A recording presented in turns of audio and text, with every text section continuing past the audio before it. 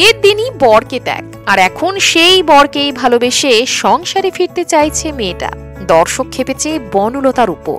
টিভির বনলতা বাস্তবে আসলে কি জানেন? বিচ্ছেদের যন্ত্রণা থেকে ট্রোলিং আর কটাক্ষের পাহাড় কিভাবে সামলেছেন অভিনেত্রী নন্দিনী দত্ত। বয়স প্রায় 25।